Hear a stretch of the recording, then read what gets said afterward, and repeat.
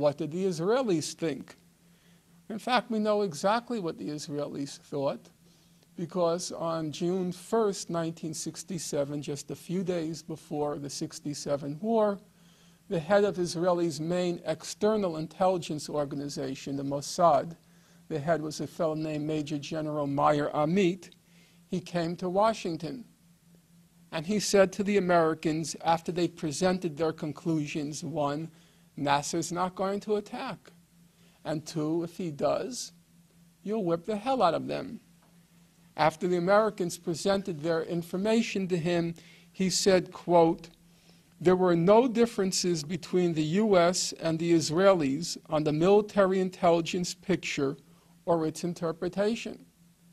So the Israelis knew he wasn't going to attack. And they knew if he did, the Israelis would whip the hell out of him. Well, why did they do it then? Why did they attack in June 67? It's the same problem, as I'll return to later, what happened in Gaza. It was the problem of the deterrence capacity. Because back then there was a fellow well before the time of about half the audience, this guy named Gamal Abdel Nasser. And he was the main bogey, the boogeyman in the Arab world. They used to call him the Hitler on the Nile. And he was sort of like the Islamic fundamentalists today, sort of like Iran, the person you're supposed to hate. And the problem was not that he was an Islamic fundamentalist, like, say, the leadership in Iran. The problem was that he was what they called back then a radical Arab nationalist. And a radical Arab nationalist was a person who essentially had this crazy idea that the Arab people should have the right to decide their own destiny. So that made you a radical Arab nationalist. And then there was another crazy idea that went along with it, that the Arabs should have a right to determine the destiny of our, meaning American resources, which by some strange quirk of fate were under Arab soil. And that was just not to be. And so this guy had to be gotten rid of, this Nasser guy. The special assistant to President Johnson back then was a fellow named Walt Rostow.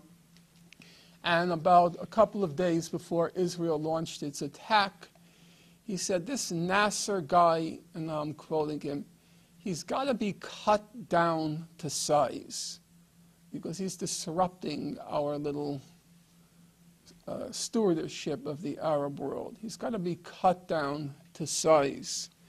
And that was the Israeli view as well, that Nasser was whipping up the masses. In May 67, he says he's going to close the Straits of Tiran.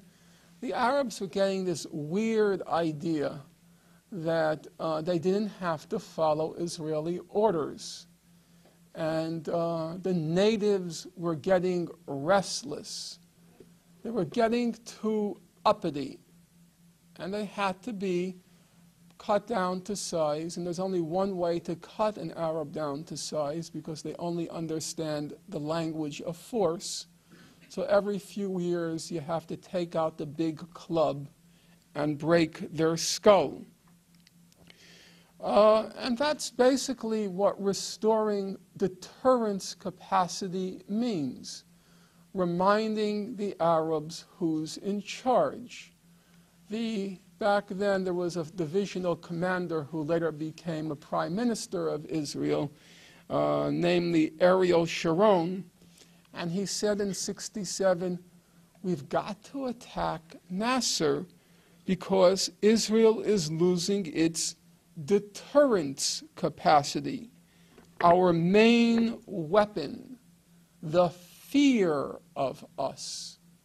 So we now can be grateful to Ariel Sharon for translating a political sciencey term, deterrence capacity, into the language which we all understand. the fear of us. Deterrence capacity means you have to restore the fear of us in the Arab world.